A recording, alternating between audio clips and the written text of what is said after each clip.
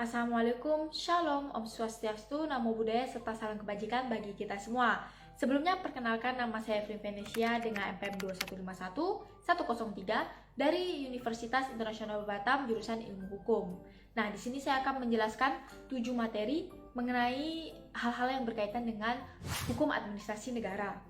Kita langsung masuk ke materi yang pertama, yaitu hukum administrasi negara atau HAN. Adalah gabungan hukum, dia yang mengatur bagaimana cara bekerjanya lembaga negara atau alat-alat administrasi negara dalam menjalankan tugasnya, wewenangnya, dan fungsinya masing-masing. Nah, alat administrasi negara yang dimaksud itu adalah pemerintahan dalam bidang khususnya eksekutif. Nah, istilah HAN itu di Belanda adalah administrative recht atau Bestuurrecht. Kalau misalnya di Jerman itu namanya Verwaltungsrecht, kalau misalnya di Prancis itu droit administratif, kalau di Inggris dan Amerika itu administrative law. Di Indonesia kita menggunakan penerjemahan dari istilah Belanda, kemudian banyak istilah-istilah dalam bahasa Indonesia ini mengenai HAN. Maka dari itu keluarlah Undang-Undang Nomor 5 Tahun 1986 tentang PT-UN, pasal 144. Disebutkanlah undang-undang ini dengan resminya itu adalah Hukum Administrasi Negara atau HAN. Ciri-ciri dari HAN, yang pertama dia memberikan kewenangan luas kepada pemerintah atau administrasi negara. Kedua, dia tetap membatasi administrasi negara tersebut. Ketiga, dia memberikan perlindungan kepada rakyat. Keempat, dia membebani rakyat dengan berbagai kewajiban. HAN ini berkembang sangat pesat dan mendadak jadi sulit HAN ini untuk dikodifikasi. Nah, karena perkembangannya sangat cepat ini membuat ruang lingkup HAM itu sangat banyak, seperti hukum pemerintahan daerah, hukum kepegawaian, hukum keuangan negara, dan masih banyak lagi. Saya akan tunjukkan di screen ini. Nah, sekarang kita lanjut ke materi yang kedua, yaitu mengenai negara hukum. Sebelumnya kita harus tahu bentuk-bentuk negara itu ada apa saja. Yang pertama itu ada political state, kedua ada legal state atau negara klasik, kemudian yang ketiga ada welfare state atau negara hukum modern. Nah, yang kita akan bahas itu yang ketiga ini, welfare state. Welfare state ini, pemerintah itu sangat berperan dalam masyarakat, dalam kehidupan masyarakat. Nah, hampir seluruh negara saat ini itu adalah negara hukum.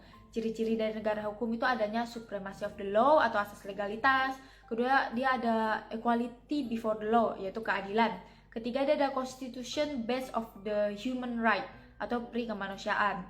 Nah, Indonesia merupakan salah satu bentuk negara welfare state. Bisa dilihat dari tujuan dari negara Indonesia, yaitu terdapat dalam Undang-Undang Dasar Aneka 4. Intinya adalah menginginkan masyarakat adil dan makmur. Nah, hal ini sudah menunjukkan indikasi bahwa negara Indonesia itu merupakan negara welfare state ini.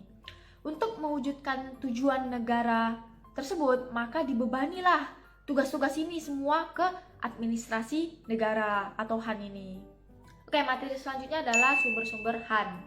Sebelumnya kita harus tahu sumber hukum itu adalah segala sesuatu yang dapat menimbulkan aturan hukum. Nah, sumber HAN di Indonesia yang pertama itu adalah undang-undang seperti kita ketahui. Kemudian yang kedua adalah praktik administrasi atau kebiasaan.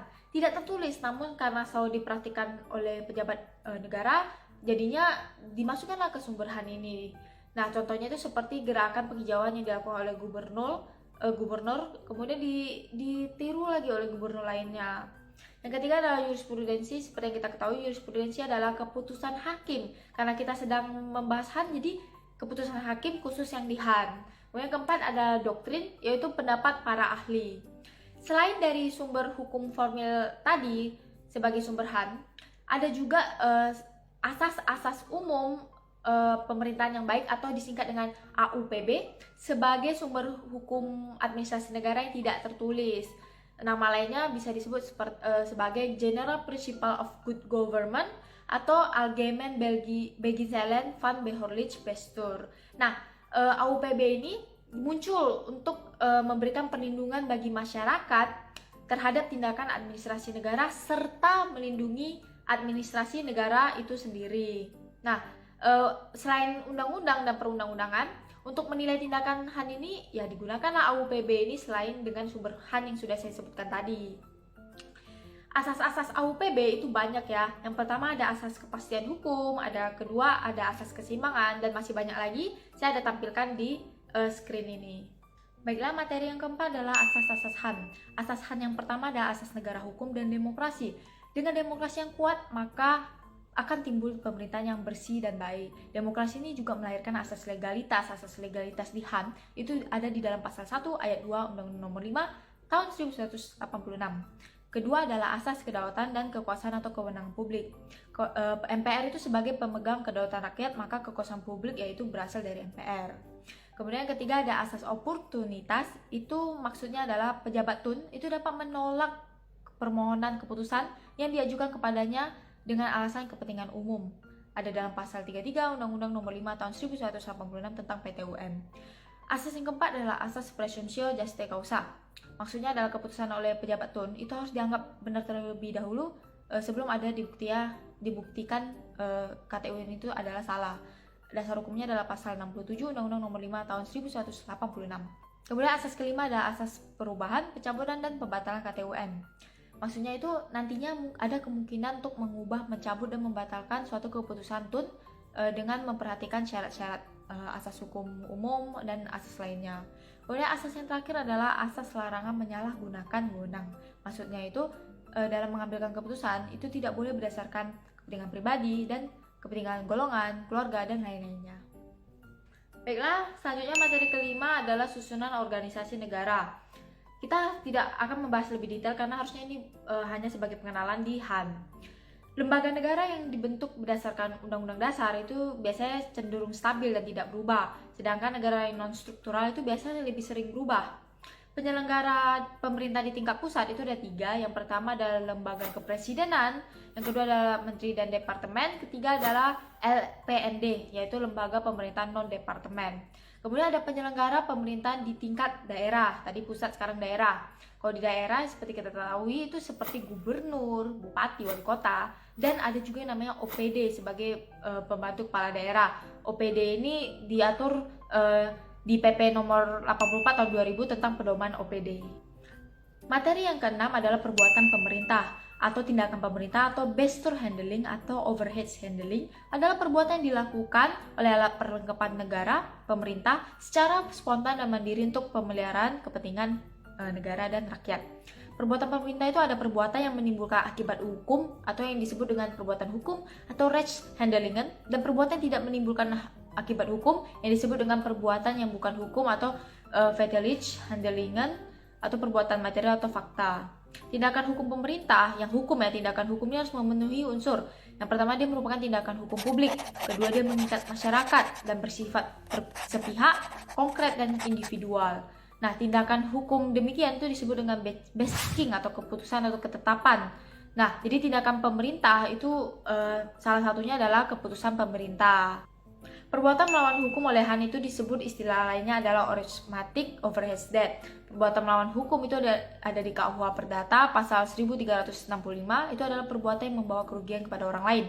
Batu uji untuk menentukan apakah keputusan tersebut itu melakukan adalah perbuatan melawan hukum itu bisa dilihat dengan apakah dengan undang-undang dan peraturan formal yang berlaku. Kedua, apakah dia melanggar kepatutan dalam masyarakat. Ketiga, adanya penilaian faktor sosial ekonomi. Selain itu, selain 3 hal tersebut, ada juga asas AUPB yang telah kita pelajari sebelumnya sebagai batu uji untuk menentukan apakah perbuatan tersebut keputusan tersebut adalah perbuatan melawan hukum. Materi yang terakhir adalah instrumen pemerintahan. Adalah alat atau instrumen atau sarana yang digunakan pemerintah dalam menjalankan tugasnya. Instrumen pemerintah itu yang pertama adalah peraturan perundang-undangan, yaitu semua peraturan yang mengikat. Dasar hukumnya adalah pasal 1 angka 2 Undang-Undang Nomor 5 tahun 1986. Kemudian kedua adalah peraturan kebijakan atau fresh emerson atau bestur regels atau diskresi. Adalah kewenangan sah untuk pemerintah untuk yang pertama itu membuat peraturan perundang-undangan tanpa meminta persetujuan terlebih dahulu kepada parlemen. Dasar hukumnya adalah pasal 22 Undang-Undang Dasar 1945. Kemudian kedua adalah kewenangan delegasi untuk membuat peraturan perundang-undangan di bawah Undang-Undang Dasar. Dasar hukumnya adalah pasal 5 pasal 5 ayat 2 UUD 1945. Kemudian yang ketiga adalah kewenangan droit function, yaitu kekuasaan untuk menafsirkan ketentuan perundang-undangan. Nah, instrumen yang ketiga adalah keputusan tata usaha negara atau KTUN. Tadi pernah disinggung sebelumnya, yaitu instrumen yang paling sering digugat di PT UN. Istilah lainnya itu base checking, di Prancis itu akte administratif, Jerman itu Verwaltungsakt, adalah suatu perbuatan hukum publik yang bersifat sepihak atau bersegi satu yang dilakukan oleh pemerintahan berdasarkan suatu kekuasaan atau wewenang istimewa dengan maksud menimbulkan akibat hukum. Baik, itu saja materi dari saya mengenai HAM, Hukum Administrasi Negara. Totalnya ada 7 materi. Semoga ilmu ini dapat bermanfaat bagi kita semua. Apabila saya ada kesalahan, mohon dimaafkan. Saya tutup dengan sampai jumpa. Terima kasih.